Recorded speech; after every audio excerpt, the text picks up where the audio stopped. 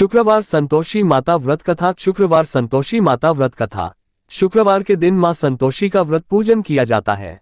इस पूजा के दौरान माता की आरती, पूजन तथा अंत में माता की कथा सुनी जाती है। आइए जानें शुक्रवार के दिन की जाने वाली संतोषी माता व्रत कथा। संतोषी माता व्रत कथा। एक बुढ़िया थी, उसके 7 बेटे थे। 6 कमाने वाले थे जबकि एक निकम्मा था। बुढ़िया 6 बेटों की रसोई बनाती, भोजन कराती और उनसे जो कुछ जूठन बचती वह 7वें को दे देती। एक दिन वह पत्नी से बोला, देखो मेरी माँ को मुझ पर कितना प्रेम है। वह बोली, क्यों नहीं, सबका झूठा जो तुमको खिलाती है। वह बोला, ऐसा नहीं हो सकता है, मैं जब तक आंखों से न देख लूं मान नहीं सकता। बहू हंसकर बोली, देख लोगे तब तो मानोगे। कुछ दिन बाद त्योहार आया। घर में 7 प्रकार के भोजन और चूरमे के लड्डू बने।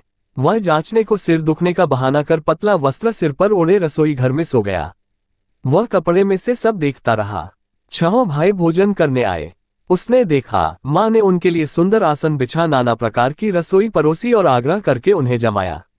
वह देखता रहा। 6 भोजन करके उठे तब माँ ने उनकी झूठी थालियों में से लड्डुओं के टुकड़े उठाकर एक लड्डू बनाया। जूठन साफ कर बुढ़िया माँ ने उसे पुकारा, बेटा 6 भाई भोजन कर गए, अब तू ही बाकी है, उठ तू कब खाएगा। वह कहने लगा, माँ मुझे भोजन नहीं करना, मैं अब परदेश जा रहा हूँ। माँ ने कहा, कल जाता हो तो आज चला जा। वह बोला, हाँ आज ही जा रहा हूँ। ये कहकर वह घर से निकल गया। 7वें बेटे का परदेश जाना। चलते समय पत्नी की याद आ गई। वह गौशाला में कंडे उपले थाप रही थी।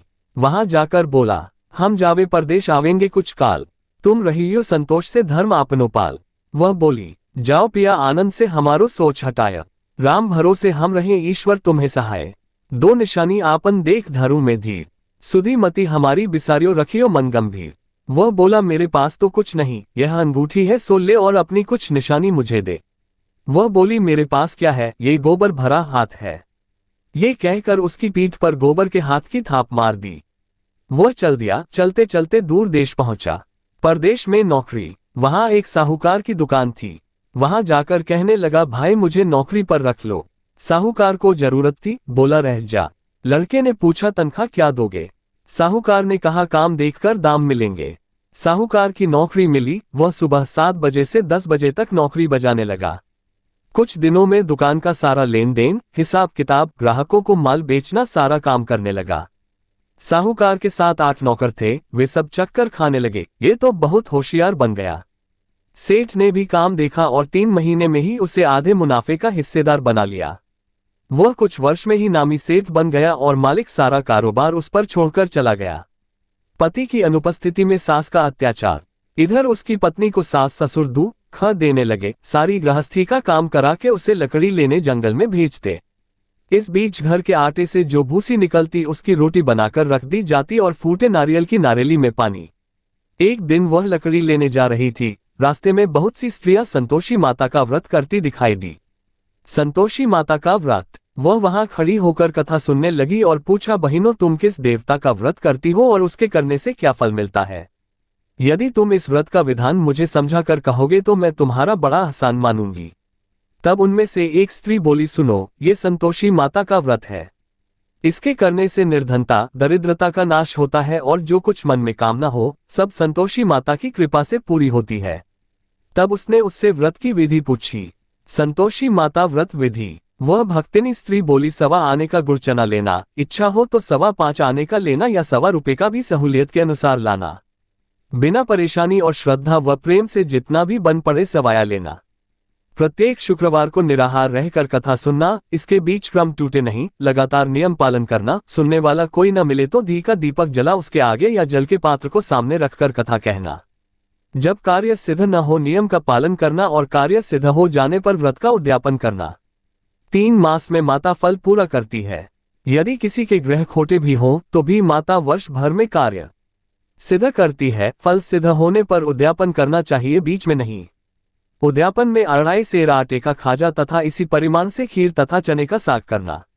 8 लड़कों को भोजन कराना, जहां तक मिले देवर जेठ भाई बंधु के हो, न मिले तो रिश्तेदारों और पास पड़ोसियों को बुलाना। उन्हें भोजन करा यथाशक्ति दक्षिणा दे माता का नियम पूरा करना।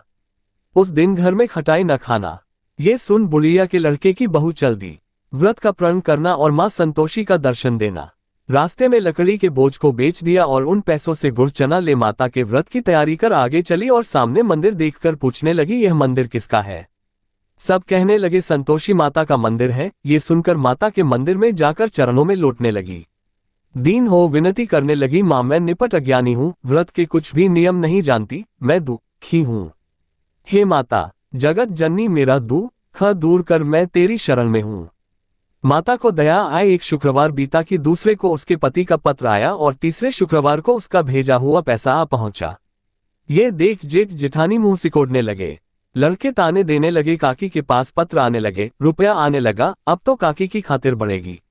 बेचारी सरलता से कहती, भैया कागज आवे रुपया आवे, हम सब के लिए अच्छा है। ऐसा कहकर आंखों में आंसू भरकर संतोषी माता के मंदिर में मातेश्वरी के चरणों में गिरकर रोने लगी।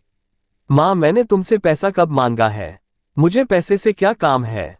मुझे तो अपने सुहाग से काम है। मैं तो अपने स्वामी के दर्शन मांगती हूं। तब माता ने प्रसन्न होकर कहा, जा बेटी तेरा स्वामी आएगा।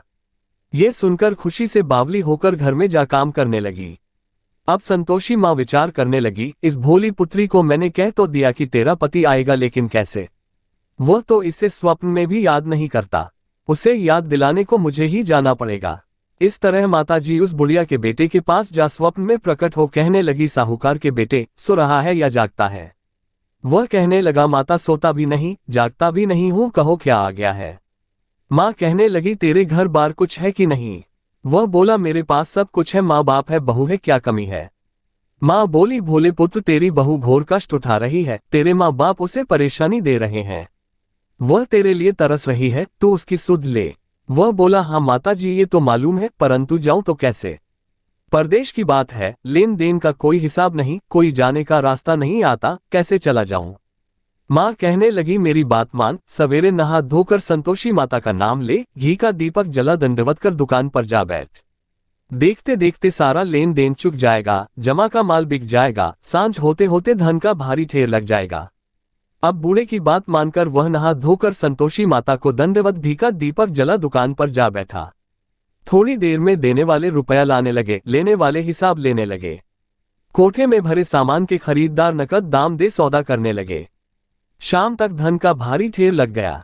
मन में माता का नाम ले चमत्कार देख प्रसन्न हो घर ले जाने के वास्ते गहना कपड़ा सामान खरीदने लगा।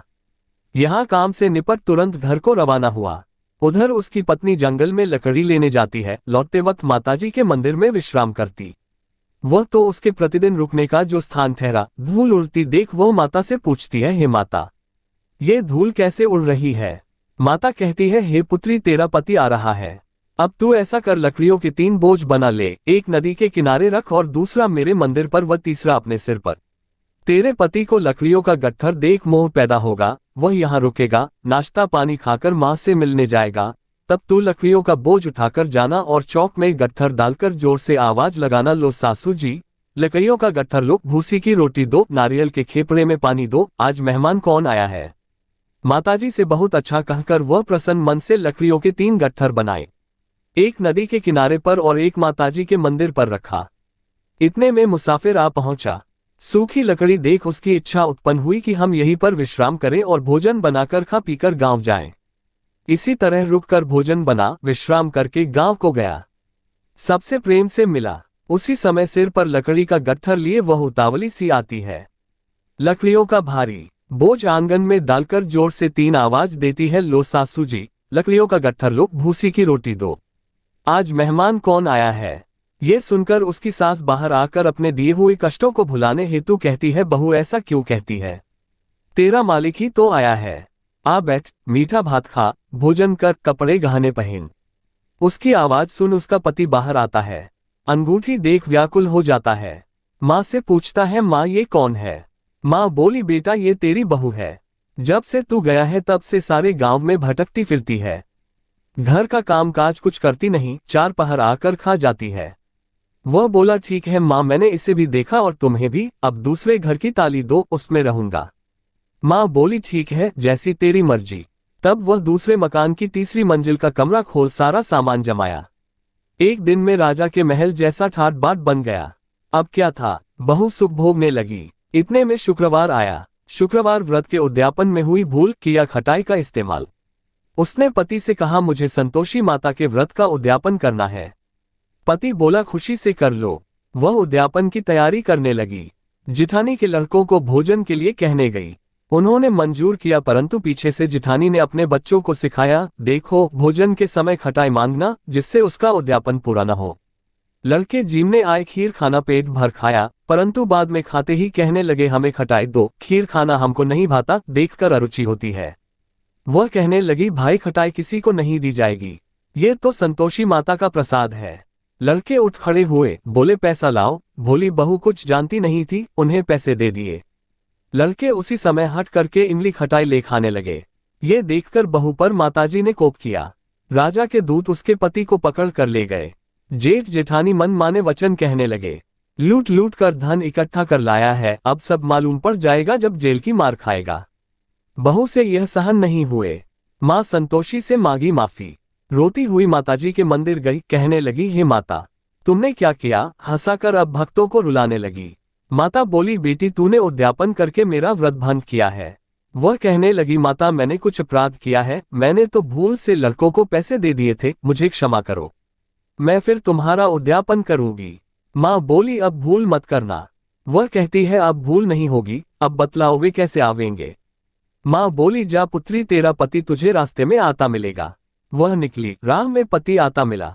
वह पूछी, कहाँ गए थे? वह कहने लगा, इतना धन जो कमाया है उसका टैक्स राजा ने मांगा था, वह भरने गया था। वह प्रसन्न हो बोली, भला हुआ, अब घर को चलो। कुछ दिन बाद फिर शुक्रवार आया, फिर किया व्रत का उद्यापन। वह बोली, मुझे फिर माता का उद्यापन करना है। पति ने कहा, करो। बहू फिर जेठ के लड़कों को भोजन को कहने गई। जेठानी ने एक दो बातें सुनाई और सब लड़कों को सिखाने लगी, तुम सब लोग पहले ही खटाई मांगना। लड़के भोजन से पहले कहने लगे, हमें खीर नहीं खानी, हमारा जी बिगड़ता है, कुछ खटाई खाने को दो। वह बोली, खटाई किसी को नहीं मिलेगी, आना हो तो आओ। वह ब्राह्मण के लड़के लाकर भोजन कराने लगी। यथाशक्ति दक्षिणा की जगह एक एक फल उन्हें दिया। संतोषी माता प्रसन्न हुई। संतोषी माता का फल, माता की कृपा होते ही 9वें मास में उसके चंद्रमा के समान सुंदर पुत्र प्राप्त हुआ। पुत्र को पाकर प्रतिदिन माता जी के मंदिर को जाने लगी। माँ ने सोचा, ये रोज आती है, आज क्यों न इसके घर चलूं। यह विचार कर माता ने भयानक रूप बनाया। गुड़ चने से सनममुख, ऊपर सूंड के समान होठ, उस पर मक्खियां भिन भिन कर रही थी।